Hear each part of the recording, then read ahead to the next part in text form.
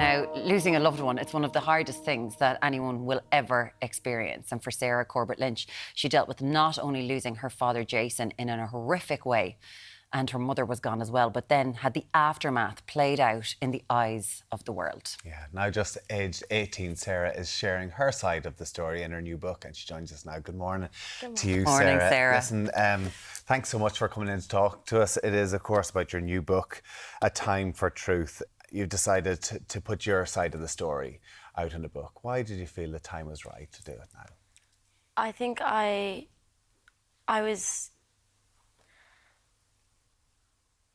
found it really hard in the courtrooms to listen to lies being spread about my dad. And in the moment when I decided, it was sheer frustration. You know, I never had a voice. My dad was silenced by the Martens, and we were silenced by a gag order for so long, and I never got the chance to actually say what happened.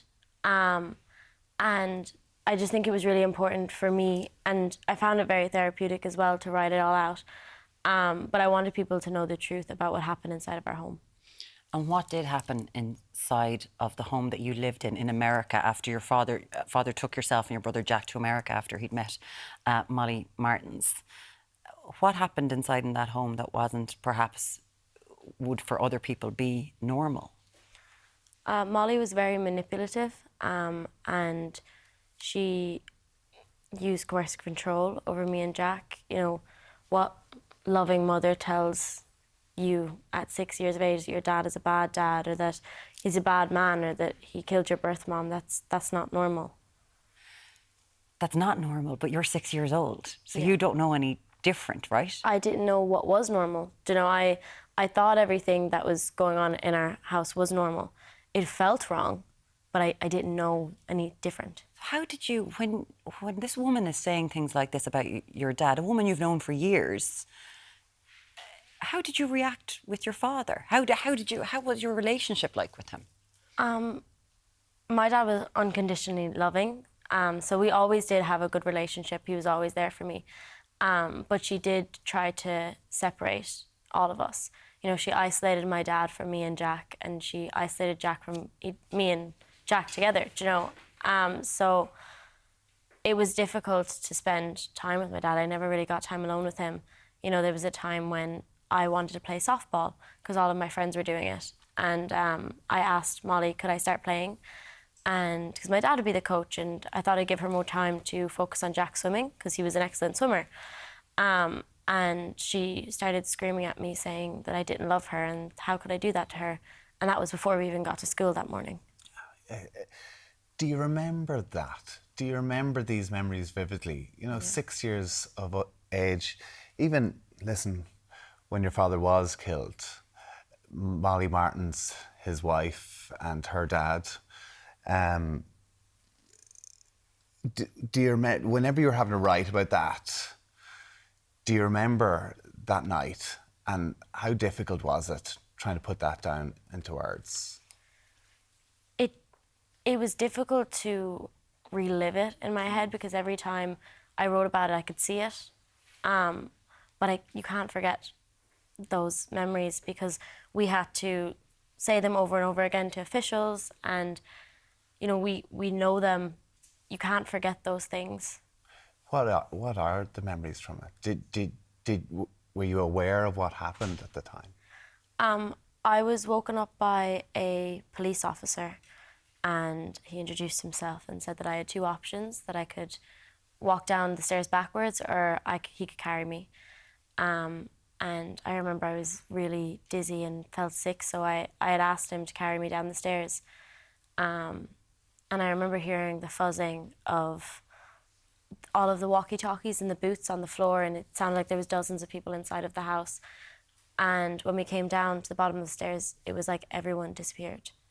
You know, the place went completely silent, and it was just the boots of the officer that was carrying me and the officer with Jack that we could hear. And they brought us to our basement where Sharon, Molly's mom, was staying. And she was just sitting in her bed reading a book. So it never occurred to me that something that serious had happened because she was so calm and she stayed so calm. So it never did I think that anything bad or really serious could have happened. Yeah, there was guards there, police officers Yeah. there. Like, a child's brain isn't going to go to their dad being gone. No, especially not your dad. Your dad is, you know, the strongest person in the world. Yeah. And, you know, we'd lost our mom already, and I just don't think it could happen again. Your mom died when you were just a few weeks old from an asthma attack. Yeah. So you've gone through so much, but the immediate aftermath, and you have been incredible over the years, and I know it's all in this book now, but you've been incredible over the years in talking about the immediate aftermath, how you were kind of gaslit into saying certain things about your father, Yeah. and then finding your voice and going, no, this is what actually happened. So what was that situation? So Molly had been telling us that all of these lies about my dad for years, and that's something that people didn't know, that Molly was telling me that my dad hit her and that he was abusive, and I want to be absolutely clear that I never, ever saw my dad hit or hurt Molly, ever. And then we were told that we had interviews with Dragonfly and the DSS, and the Martins sat me down and told me that you have to say that your dad was, that he hit Molly and that you want to stay with your mom, that you love your mom. And they told me if I didn't, that I'd be separated from Jack and that I'd never see them again.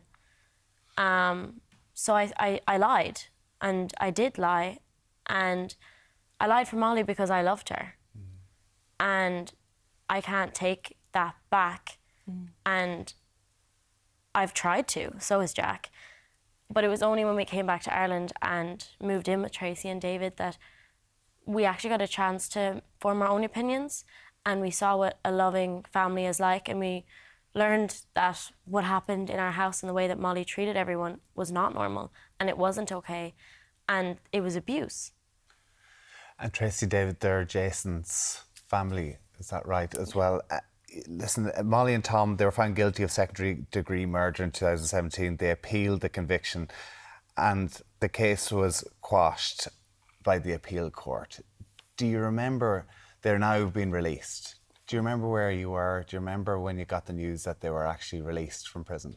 I was in the hospital sitting my English paper 2 for my leaving cert. So we obviously knew the date that they were going to be released. And it just so happened that I was sitting my leaving cert in the hospital. So it was extremely difficult because I was trying to do well on my leaving cert, and I also had everything else that was going on in America. So it kind of felt like everything was happening in that day. And I wasn't with my family either.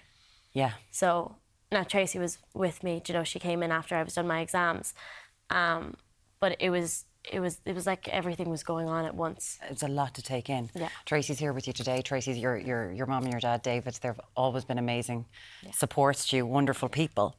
But you've gone through so much in your young life, and you've never wavered from when you got your voice. You say it's when you came home to Limerick that you got your voice to keep on going. How has it been to keep on shouting, to go, these are lies? How has it been for you? It's been empowering for me because I never had the voice. You know, I was completely controlled when I was in America. Molly never allowed me to even pick the outfit I wanted to wear. She'd pick my outfits every morning, and you know, she dyed my hair blonde. When I was like 5 and 6, she dyed Jack's hair blonde, so we looked more like her. Was it something that she wanted to project to the world? Because we know that she wanted you as her children. She wanted to adopt you. Was it something that she wanted to project to this world, this perfect life? Yeah. She told, it didn't start, the lies didn't start with my dad. She told people that she gave birth to me and that she knew my birth mom, which is utterly untrue. Your mum was gone by the time she came to Ireland? Yeah. Wow. Since moving back to Limerick, like, it must have just turned your life around. I mean, how's Jack? How's your brother? Good. He's studying music, and you know, we both have hard days and we both have our difficulties, but it's really nice to have the relationship with him because we never had a close relationship. And now that we have worked through a lot of issues that we had, we actually do have a normal sibling relationship, so it's really nice. Yeah, except you have to hang around with each other. Yeah. And there's an issue because you're all in the same friend group. Yeah. Yeah, And he doesn't like that? No. As you get older, you realise 2 years is not that much of a difference. I had a younger sister and I didn't like her hanging with my friends either, I have to say. I wonder why.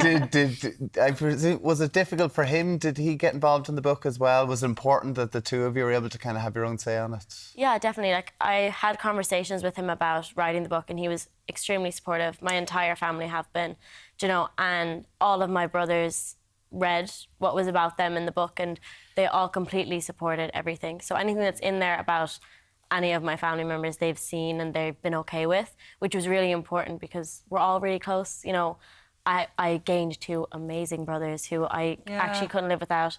I gained a sister, my sister-in-law Kelly, and I have a lovely nephew Max. Do you know, and my parents have really brought us all together. Do you know, we have such a good family unit, and I'm extremely lucky. It's incredible, the relationship you have with Tracy. Now, you know, your mama, you're so unbelievably close. It's fantastic.